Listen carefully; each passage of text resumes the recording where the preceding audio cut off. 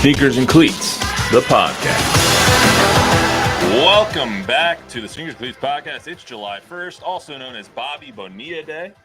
Yes. Episode 114. Happy Bobby Bonilla Day to everybody. Remember to download, rate, review, subscribe. It's a 5-star rating. Tell a friend, tell an enemy. Chuck McTinnick, Don Harris alongside. Bobby Bonilla Day, my favorite day of the year, because it just means that it's another day to just relish in how stupid the Mets are.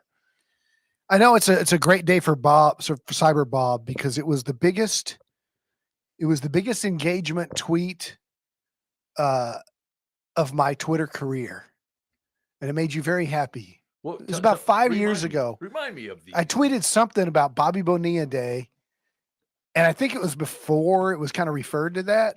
And I said a reminder, and I explained it, and some guy in New York picked it up, and then it exploded. Right. Yeah, and Cyber Bob was so proud of me. For people who don't know, I still am. Bobby Bonilla Day is basically back in the early 2000s. Bobby Bonilla was a player. He got signed by the Mets, and he deferred most of his salary to get $1.35 million every July 1st until like 2035 or something like that. Like 30 years. And the Wilpons, who owned the Mets at that point, only did that because all of their money was tied up in the Ponzi scheme. With Bernie Madoff, and they lost $500 million or something like that, so they couldn't pay him outright. So they were like, "Why don't we defer your salary?" And now it's on Cohen or whatever his name is, the owner of the Mets now, the really rich owner. Now it's on him to pay Bobby Bonilla $1.35 million every July 1st. But you know what? I saw somebody say that it was actually a good deal for the Wilpons, because with the interest that they saved on the money that they didn't pay him up front, that basically they make money on the interest. And it's great for Bobby Bonilla because you don't go spend all that money foolishly as a young player. But it's also good for the Wilpons because they made that money in interest. I mean, that's nothing compared to the Shohei Ohtani deal that he just signed. That, like, what was it? $680 million was deferred or something. Righteous like that. bucks. Righteous bucks, man. All right, we got a lot going on. Let's get to some real stuff. Chris Paul, already a San Antonio Spur, 1 day into free agency, at least intended. He hasn't signed yet because you can't sign until next week, but I digress. Spurs are already making moves, so we got all the details, reaction to that. Plus, are the Spurs now done making moves? They are linked to a lot of big names, including Lauri Markkanen, who is probably the prize of this trading pool of players right now, probably the prize, the apple of a lot of people's eye. So we'll talk about that. Plus, Don is full of pizza and draft opinions. He's back from Brooklyn. We haven't really talked to him about the draft yet, so he'll open up the notebook on how the draft went for the Spurs, Stephon Castle, Harrison Ingram, all those guys. But first, as always, we start with the number game, 114. Number 14, I don't know why. The first person that came to mind was Andy Dalton. The TCU product, Andy Dalton, was the first person. I don't know why when I think of 14, I think of him. It's not a bad one. You, Ernie Banks. Pete Rose. Pete Rose is another good one. Yeah, Pete Rose was second, but Yeah. Oscar Robertson. Good one. Okay. I I thought think you of were gonna Oscar say Robertson as one. He was one with the Bucks. but he was 14 with the Royals. That Yeah, outdates see, even me, guys, Matt. Jim Rice is another good one. Jim Rice Yeah. is a good one. Jim Rice is good. I think of Pete Rose, and of the Pete Rose conversation, I don't know your guys' opinion on this. Should he be in the Hall of Fame? Yes or no? I No. refuse to answer that based on how it was this number one sports talk subject when sports talk was born, and it was worn out for 20 years. I'm going to spend 20 seconds on it. I just want a yes or no. No. No, I think he should be, but whatever. just on the haircut alone. Hey, No, so Otto Graham wore number 60 for the Spurs, for the Browns for the majority of his career, but then they forced the quarterbacks to start wearing Single Low digits numbers? and lower in the numbers. 14. So they retired him as a 14, although he wore 60. for Really? most of his career. Also on the list of 14s, Danny Green. Danny Green, the There's Spur, another good one. Cody Carlson. which Cody I wanted. Carlson's another good one. Danny Green, I wanted to mention just because in 2014, obviously, the Spurs won their last championship. 2014, they beat the Heat. I was actually over the weekend, I don't know why, but I was looking up highlights just on YouTube because I'm a nerd sometimes. And I don't know why I wanted to see it, but I wanted to see that the second that the Heat knew that they had lost that series, and it was the second that Manu Ginobili jammed over Chris Bosh. That was when everybody knew that the series was over, the game was over, the year was over. Like, everyone knew that the Heat had lost that game as soon as Manu dunked over Chris Bosh in that moment. Game 5. Game 5 in Miami. No, it was here. Mhm. You're right. Also in 2014, the Seahawks defeated the Broncos 43-8. We'll just pass right over that. The Giants defeated the Royals 4-3. Madison Bumgarner was the MVP, and the Spurs beat the Heat. Kawhi Leonard, the MVP. That was the last championship, and now maybe the Spurs are on track to win another one. Yesterday, the Spurs signed 12-time All-Star Chris Paul to a 1-year, $11 million deal, the first of a lot of free agency dominoes that are going to fall. This is what Brian Wright said the day after the first round about the possibilities of signing people in free agency. Let's play that one first. We want to build something that's sustainable, and you got to build it brick by brick. And, we hope to do that. But I think all the decisions that we made to this point have been under that premise. We know that we've got a great runway here. We've got some great young talent, and we look to build around them in the right way. Turns out that building around them the right way is signing a 12-time All-Star to a 1-year, $11 million deal. He's third all-time in assists. He's a 17.5 year. Over his career, he's averaged 17.5 career points per game. He is never won a championship, but everywhere he goes, he wins. So what do you guys think of the deal? Well, it's, you're not getting that player. You're getting a guy who averaged 9 points a game last year. You're getting a guy who's had some injury concerns. But there's a couple of, this is so nuanced and so layered. You have to spend money, but to come up to the minimum salary apron, but you can't jeopardize what's coming next summer. So the 1-year deal makes sense for the Spurs. $11 million is nothing. It's a good move. I think it's a great move for the Spurs.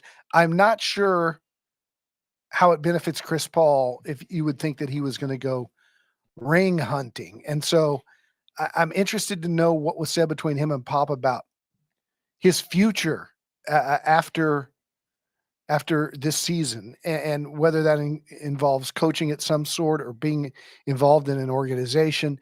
He's a former Players Association president. I got a text from Alvin Gentry this morning who said, this is going to be so great for Wemby and Castle. He will teach them every intricacy about the angles of the pick and roll. He's the smartest player I ever coached. This is great for San Antonio. Alvin was with him in New Orleans? He was with him with the Clippers and in New Orleans. And the Clippers, that's right. right. He coached him 2 different times. He coached him. He was Doc's assistant when in LA for Lob City with the Clippers. Yeah. Yeah. And so that's what Chris is known as around the league. Pop loves him. They've been associated with USA Basketball. If he comes in here, I heard ESPN saying he's energized by this. He wanted to start again. Well, okay. He might. I think he might, but as long as he's cool with his role, as long as he's cool with the development of Wemby and Castle, and not a negative influence, but a positive influence, I think it could be hugely beneficial to the Spurs. And I'm sure that was discussed with him before they got him. Yeah, I mean, I had to take a couple notes on this because my mind's kind of all over the place on this too. Okay, right? He's 39. He gets a 1-year, $11 million deal reportedly by ESPN. So what does that tell you? Was he sought after? Maybe. That could be within the realm of possibility. Is he chasing that elusive NBA title? I mean, we have to hear from him. I mean, do the Spurs think that they really turned the corner the last 15, 20 games of the year last year and they're adding pieces at this point? I mean, I don't know. Like I said, there's a lot of stuff going through my mind. Look, we do know this. The guy did have 6 assists a game last year, even at his age. And, he was on a really talented team last year, albeit an aging one, in Golden State. But it's a great signing from the Spurs in terms of what you pointed out. It's not going to break the bank. It's a 1-year deal, and it's only $11 million. It gets them to the overall threshold that they need to get to in terms of minimum dollars spent. So this guy still sees the floor like very few humans on the planet do. I mean, that's still a given. He's going to control the pace when he's in the game. What will that pace look like? It's going to be slow. It's going to be a slower pace. He's always been kind of a slower player. Right? Okay, but will he be a starter? Will he be will he be the guy coming off the bench? I have to believe at this point in his career, this is going to be more of a role player position on the floor. But you're for sure getting, again, Don, to your point, you're getting a remarkable leader, a guy with skins on the wall, guy that's been there, done that, seen that. And I think ultimately this is where, Don touched on this too. Chris Paul, let us not forget, was one of the most influential players in the last CBA, right? So if there was a Mount Rushmore when that CBA was going on, he would be one of those guys that Yeah. you would put that was very, very influential in terms of what he did for the players and the league in terms of getting everybody to the bargaining table, agreeing to something, and really pushing the envelope in a lot of ways in favor of the players in places that I don't know that they had ever been before. Quite frankly, I don't think they had been. So, there's a lot of fascinating things about this signing. And I guess at some point you have to believe that. So Chris has done a remarkable job in the business world, in the entertainment world, all these different things while he's built a basketball resume.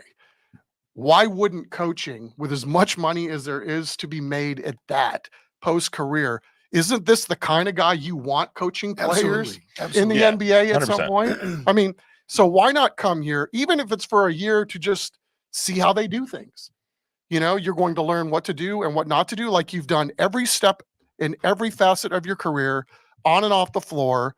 This is a perfect move for Chris Paul if he's thinking about staying in the league in some capacity, whether it's coaching or front office or anything. I think there's a lot of different facets to this. There's the why the Spurs wanted to sign him. There's the why Chris Paul is looking to go to the Spurs. And like both of them obviously are looking to get different things out of this, but you're looking to get a similar result by accomplishing those things, Yeah. The Spurs are looking to have that advice, that veteran in the room, that adult in the room with all of these kids around with Vassell and Trey Jones and Wemby, and the list goes on and on, Stephon Castle. And then I think he will start, because whether he's an elite point guard right now or not, obviously he's not. They're not signing him for who he used to be. They're signing him for who he is now. He might start, but he's not going to get those starter minutes. He's not going to play 36 minutes a game. He might play 28, 24, something like that. Trey Jones comes in and plays the other 24, 20. Stephon Castle comes in and does that.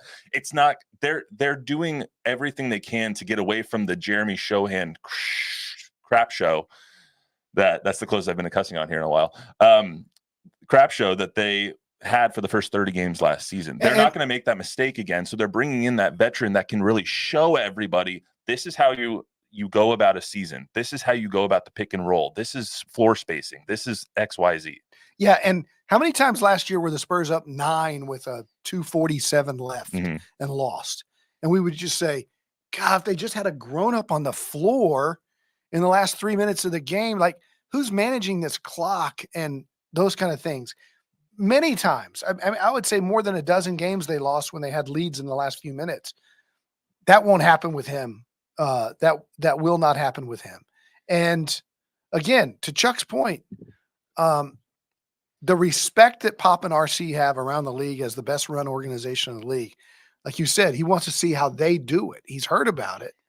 You've heard about how, and I see him as Jason Kidd.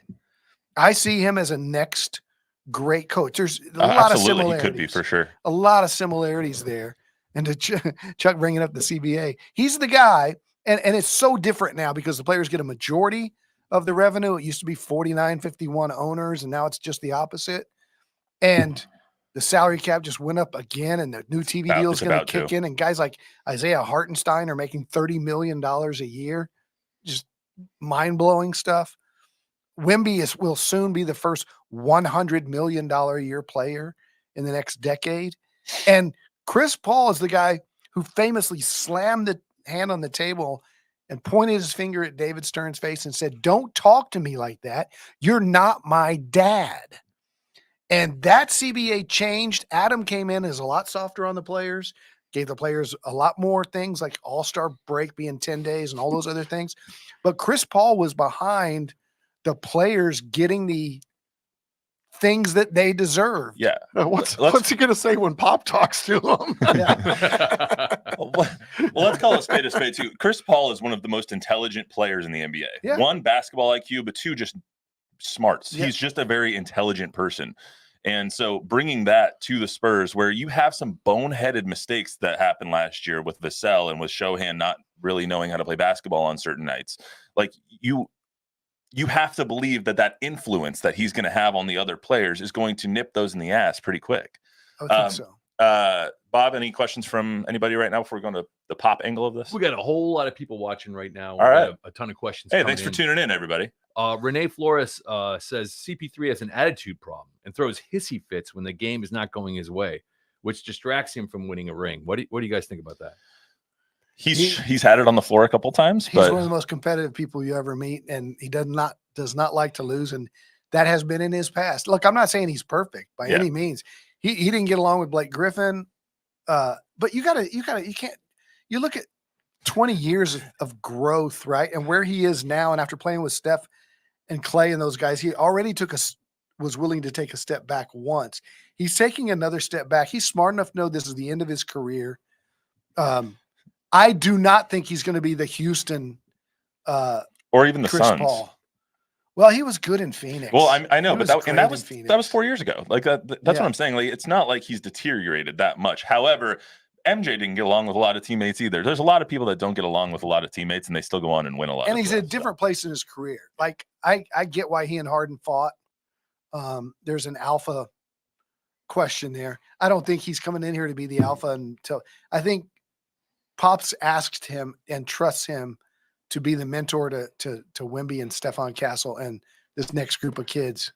And I think he'll do well at it. I've always liked that about his game. I like the guy that's a pest on the floor and a little bit of a pain in the you-know-what. Yeah. I mean, and I'm sure it's curbed over time, but having said that, this is the kind of guy that always is. If he's on your team, you love him. And if he's on the opposition, then so much the better. Bob? Spurs fan says Spurs will finally not miss an opportunity to pass to Wemby or get over themselves if they have the thought of not passing on purpose because they feel they had the tough shot instead of the dunk.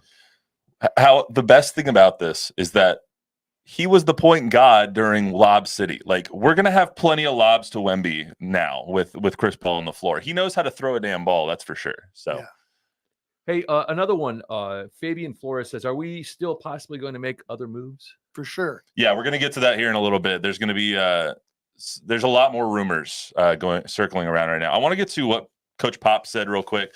When the Warriors visited Frostbank, played the Spurs on March 11th, Coach Pop was asked after the game about Chris Paul. This is what he had to say. He's one of the all-time, best competitors ever in the league. He's a great leader, great competitor. It's always fun to see him. He's up there, one of the best. I think it's extremely telling what Pop's role in this was because immediately as soon as this got reported, I think it was Chris Haynes that said that Pop helped seal this deal. And Pop sold him on the culture, sold him on what they were trying to do. I think that's extremely telling that, one, Pop is playing that role of trying to get Chris Paul here. But two, it shows you for all the Spurs fans out there that are kind of hitting the panic button, like, what is our plan? What is our plan?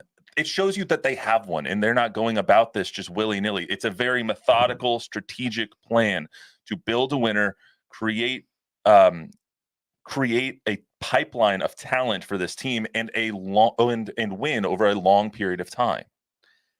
I think the thing that's come out in the last year or so is this impatience by Spurs fans because we've been so spoiled.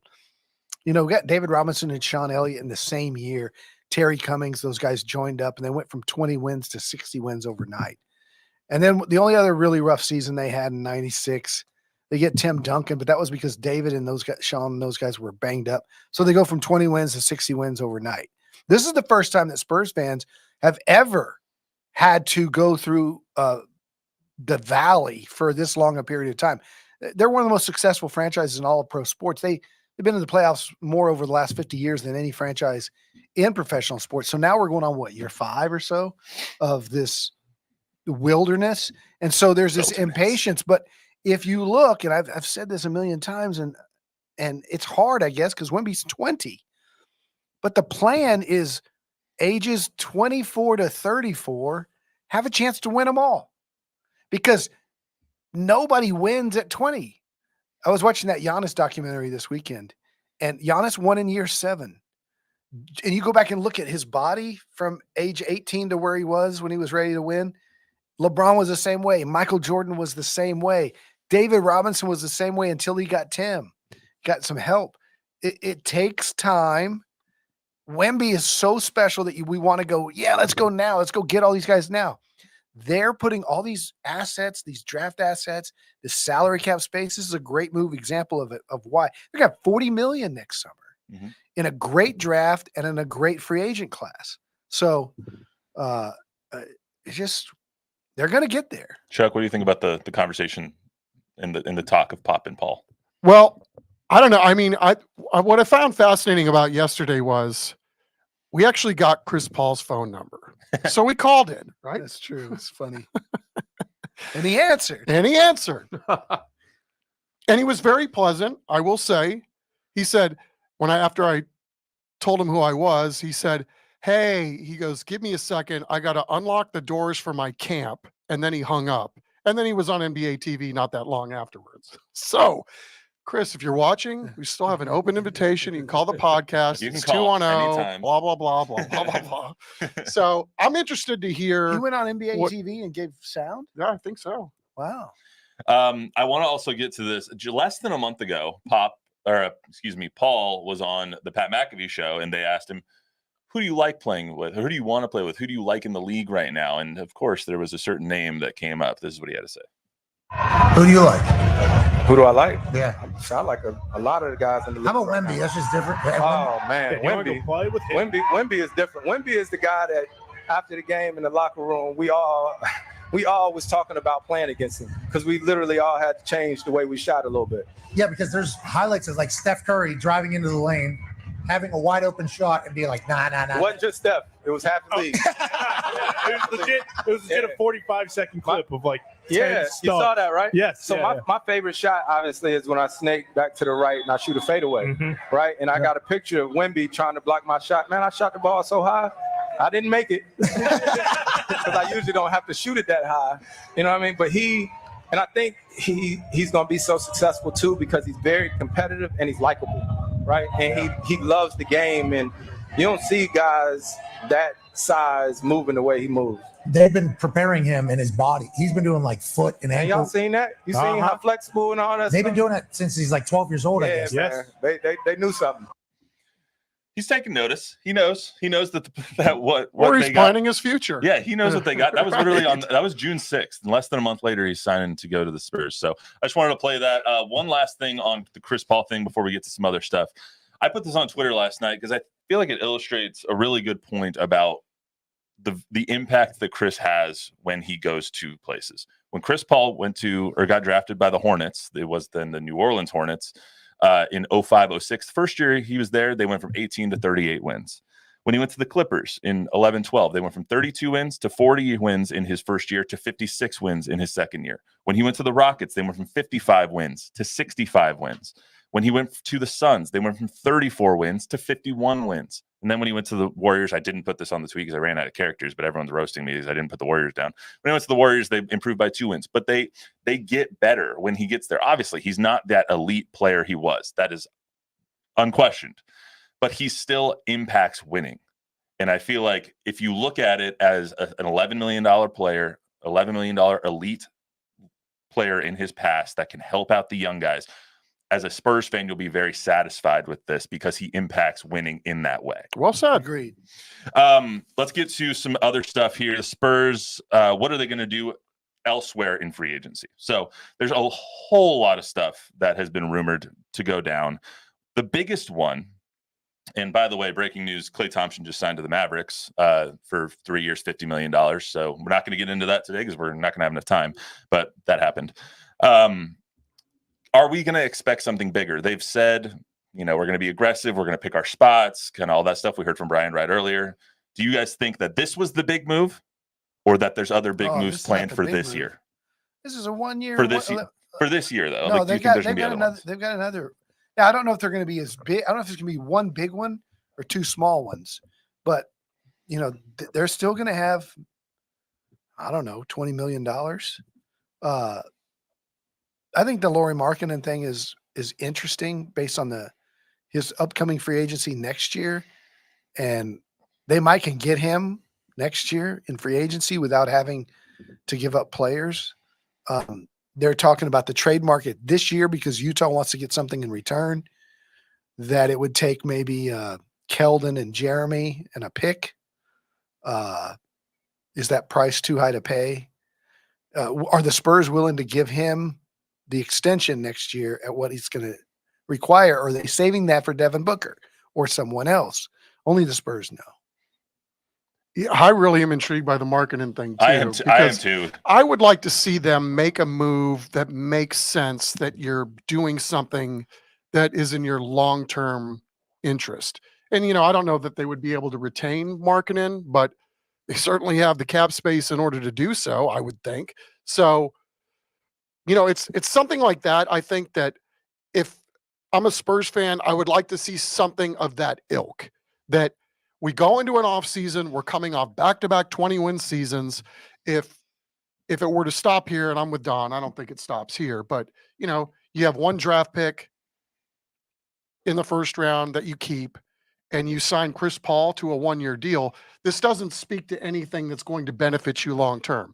Now, it's possible that this is the plan all along, that maybe this is another stopgap year till you can start really doing some wheeling and dealing next year when you've got, believably at this point, more talent going to be infused into the draft next year. And then, what free agency looks like a year from now as opposed to what it looks like this year. So again, to Don's point, only the Spurs know. For me, sorry, Go ahead. I think if you get Markkanen in a trade right now and he doesn't sign the long-term extension, then you risk giving up Keldon, Jeremy, and a pick for nothing. You'd have to set that in stone beforehand. Right, beforehand. So what I'm saying, we're going to trade for you, but this is your extension. Yeah. So is he the guy that you want to commit that max to? If he is, then do it now. Why not? But if he's not, then it'll be a smaller piece this year, and they'll go after the free agent that they're targeting next summer. Another person that they had been linked to is Nicholas Batum. He just signed with the Clippers. He's he's gone. Yeah. Obviously, that's like a smaller move. That's a little bit less than a Chris Paul type move. But let me ask you guys this: would you give up Jeremy? Yes. Keldon and a number 1 or 2? I would, as long as it's not the Atlanta picks, because the Atlanta picks could be the number 1 pick in the draft. You're taking words right out of my mouth. That's what I was just about to say. It's so crazy how the entire Spurs future hinges on these Atlanta picks that they got in the DeJounte trade, because now those could very well be the first pick this year in 2025, the first pick in 26, and the first pick in 27. You could easily have one of those years be the first pick in the draft, because they have a pick swap in 26 and they have both picks unprotected in 25 and 27. Yeah. So if you're giving up your pick, if the Spurs are going to be like, you know what, we'll give you our pick, but we're not giving you Atlanta's pick. Don't give Atlanta's then pick up. I get that. When it comes to Markkanen, I'm all in on Markkanen. I'm out on Shohan, really, unless he's going to be a bench guy. I don't think he's a starter. That's just me. I mean, you hate him so much you can't even say his name right. I don't know how to say his name. I'll just say it. I'll be honest. Sohan, is that what I'm saying? It, yes. All right, there we go. I choose not to say his. I'll say his name you right. You say like show. I say Otani. show. I say show. Otani. Yeah. Well, I mean, it's spelled Sochan, so I want to say Sochan, but at least I'm not doing that. You can. Anyway, I'm all in on Markkanen because I think he's that stretch 4 that everyone wants. He's a double-double machine. He has really come into his own under Will Hardy, who is obviously a former Spurs assistant. He knows how Pop likes his players. Like, I could just see that being the 1-2 punch, the Markkanen Wemby guys who are completely interchangeable at that 4 role at that point, because you have such similar body types, such similar games. Obviously, Wemby is far and away better than Markkanen is. I'm not comparing the two in floor talent there, but Markkanen would do a lot to help in that way. And I think he can definitely be that second running mate as long as they stay healthy. Ever since he got to Utah, he has been insane. He's the most improved player, averaged 25 points a game last year, 23 points a game this year. He's going in. He only costs you $17 million this year, which means the salaries could match up for him and Keldon to be traded person for person along with some picks. Here's where I disagree with you on what it would take to get him. I think it's going to take a Mikal Bridges type deal to get that. So I think it would take at least 3 ones and a couple of pick swaps to get him. I do. And because they were trying to, the reports are at least that the Spurs, or excuse me, the Jazz were trying to trade for Mikal Bridges, but the price was too high. And the Knicks ended up giving up 4 first-round picks and 2 pick swaps or something like that. I think it's going to take like a Rudy Gobert type deal or a Mikal Bridges type deal to pry Lauri Markkanen out of there. However, if the Spurs think that that is the player that they need, that's the player that is going to set them up for the future, and they are willing to pay him $50 million a year, which he will command next summer as a max free agent, then I think you have to make the move. And if it was me, I would personally want to do that because I think Lauri fits exactly what they're trying to do. Well, Utah's got to agree, and I don't know how the Spurs feel about it. I loved him in Chicago. Back when DeMar DeRozan was here and was going to go to Chicago, I was like, let's get Markkanen and sign and trade. I've loved his length is incredible. He dominated the Spurs a couple games when he was in Chicago and was so impressive. And he's, like you said, he's only gotten better. That's a steep price to pay. He's 27 years old. You'd be paying for a 27-year-old player who hits free agency when he's 28. He signs the extension. You probably sign him to a 4 or 5 year extension. You have him until you're 31, 32. Wemby's going to be 24, 25 at that point. You let him go and you replace him with someone else. It just seems like that timeline matches up really well. Yeah. That's just me. But let's also get to Castle being a Spur before we get out of here. Obviously, we're going a little long. We're not doing an episode on Thursday, by the way. For anybody who's listening, we will not have a new episode on Thursday. Chuck's in the hot dog eating contest. Ooh. I mean, someone's got to replace Joey Chestnut, right? I just can rest assured I will not be putting that nonsense on TV. Well, especially without Joey Chestnut there. I got to keep my consecutive years streak alive of not putting that stuff on TV. All right, Don, real quick, tell us about New York, what you heard, what you saw, what you thought of Castle, what you thought of Harrison Ingram. Kind of go take us through kind of your thoughts and the process of the draft, because obviously we haven't gotten to talk to you since you went. Well, I mean, I think that's who we all thought they were going to take if he was on the board. I think there was a little bit of fear that Atlanta might take Castle number 1. I've heard from a lot of people that think he was the best player in the draft, not just on the board at number 4. Really nice kid, really smart kid, loves to be coached hard, played for Hurley, very smart to play in that offensive system, was a McDonald's All-American and the first to commit to UConn.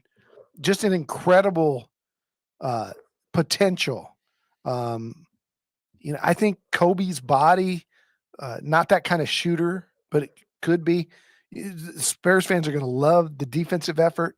The one thing that I heard, though, which is a little interesting, is that there's some in the league who believed that the Spurs flip-flopped it, and that had they taken Salon at number 4, that they would have gotten Castle at 8. I don't think he would have stayed on the board till 8. But they really wanted Salon. And when he wasn't there at 8, that's when they traded that pick to Minnesota. So we could have come out of this, according to some, they could have come out of this draft with both. But I think they're doing cartwheels that they've got this guy in the program. And I think they think he has the kind of potential that they had when they drafted Kawhi. He's already better than Kawhi was on day 1. Now he has to develop into that player, but as far as taking a raw kid into the gym, he's better than Kawhi was when they picked Kawhi 15. He was introduced on Saturday officially at the Spurs facility. This is a little bit of what he had to say. I feel like, I'm a perfect fit here, just being able to, display my playmaking ability, create shots for myself, for my teammates, just being at UConn, becoming a better screener, becoming a better cutter, just really, balancing my, all around game. So, just being on the court, trying to do, everything that I can, rebound, push. Like I said, showing my playmaking ability, using my defense as an advantage for our team. So really just trying to do whatever I can on the court to help us win. If nothing else, in year 1, he's going to come in and he's going to play rabid defense. They need more guys like this, right? That is going to put his nose to the grindstone and just go get people. Mhm. That's it. And that stuff is infectious too. If you see a guy that's balling out on the defensive end, I mean, I got no problem with this pick at all. I mean, obviously he's got some gifts, 6'6" and 6'9" wingspan. He's going to be a pain in the rear end for a lot of guys that he has to bow up and defend. I love it. I mean, there's just nothing can come wrong from this. I don't see. At the very worst, he's a 3-and-D guy for 10 years in the league, in my opinion. Like he's so much better than that. He creates his own shot. He creates his own mid-range. I asked him, I said, who are you like? Like, who would you compare yourself to? And he shocked me. He said, Shea Gilgeous-Alexander. And I'm like, really? He sees himself as a true point. And you go back and you look at his tape, he didn't have too much opportunity to play point at UConn. But when you put the whole season together and you take his highlight clips and they put on playmaking and they put on defense and they put on shot making and all this kind of stuff, his playmaking, he's got that vision. He's got really good vision. Before we get out of here, we've already gone a little over, but give us a few comments there, Bob, before we get out. Just one for you from Carsick Colin. Joey Chestnut is the GOAT. He is the GOAT, but I won't debate you. The fact that he's not going to be eating one. hot dogs on Thursday is a travesty. Let's just be honest. He'll be eating hot dogs. He'll be eating veggie dogs in El Paso. Vegan dogs. Overall, have you guys remember Sports Science on ESPN? Yeah. There was the time on Sports Science where they had like a clear esophagus and stomach. Yeah. And they shoved hot dogs in it and showed you what the stomach would look like if you had 73 hot dogs in 10 minutes. And it was the most foul. It's disgusting. Oh, gosh. I can't actually watch the Nathan's hot dog eating contest. It grosses me out.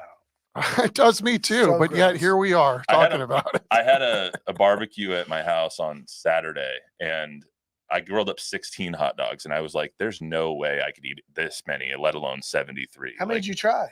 I ate like 2. Okay. I ate a normal person's amount. I had 2 hamburgers and 2 hot dogs. I don't know if that's normal. That's a big person. I'm a large person, but you know, your stomach gives you that signal that you're full. You just got to work your way through that. The only time I do that is when I go to Cane's. No pain, no gain, Bob. That's Cane's is the only thing I gorge myself on because I love Cane's sauce so much. But anyway, it's been an entertaining free agency period already, and it's literally just started. So we'll have plenty to talk about next Monday. We will not be having a podcast on Thursday. Happy 4th of July to everybody.